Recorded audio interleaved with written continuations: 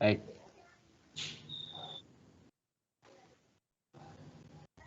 Oke, terima kasih Bapak. Judulnya adalah penguatan kapasitas atau capacity building.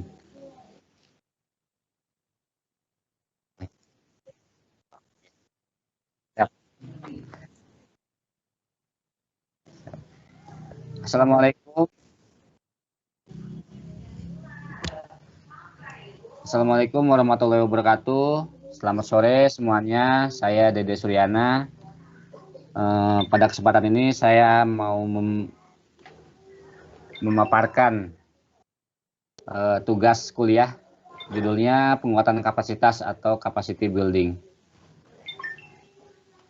Pengertiannya, menurut Brown, capacity building sebagai suatu proses yang dapat meningkatkan kemampuan seseorang, suatu organisasi atau suatu sistem untuk mencapai tujuan-tujuan yang dicita-citakan. Sedangkan menurut Morrison, capacity building sebagai suatu proses untuk melakukan sesuatu atau serangkaian gerakan perubahan multilevel di level individu, kelompok-kelompok, organisasi-organisasi, dan sistem-sistem dalam rangka untuk memperkuat kemampuan penyesuaian individu dan organisasi sehingga dapat tanggap terhadap perubahan lingkungan yang ada. Berikutnya prinsip capacity building, salah satunya ciptakan suasana kerja dengan kondusif dan menyenangkan. Berikutnya ciptakan sistem kerja yang terstandar dan selalu terdokumentasi. Yang ketiga, tingkatkan motivasi seluruh karyawan. Yang keempat, koordinasi antar unit. Yang kelima, adanya pendokumentasian tanggung jawab dan wewenang. Dan yang terakhir, terapkan uraian tugas masing-masing pegawai.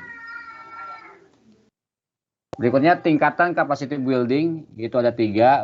Pertama tingkatan sistem, yang kedua tingkatan institusional, yang ketiga tingkatan individu.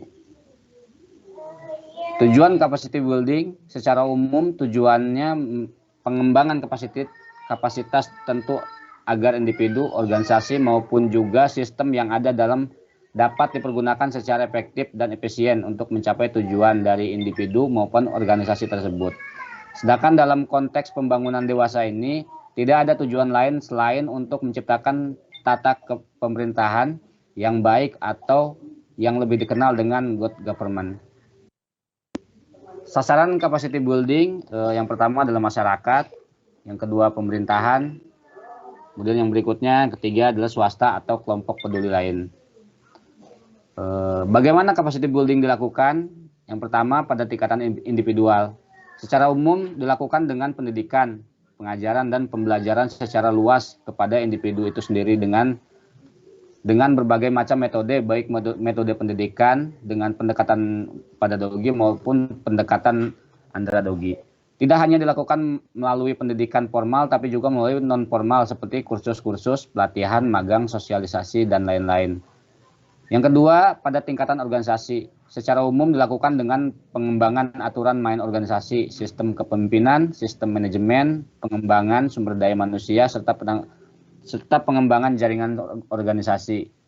Yang berikutnya, yang ketiga, ada pada tingkat sistem, terutama dilakukan baik melalui pengembangan kebijakan, peraturan atau regulasi dan deregulasi, agar sistem yang dapat berjalan secara efektif dan efisien untuk menjamin tercapainya tujuan individu. Mungkin itu aja, Bapak. Terima kasih. Assalamualaikum warahmatullahi wabarakatuh.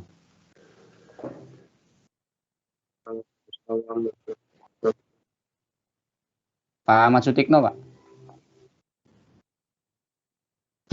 Terima kasih, Pak. Siap.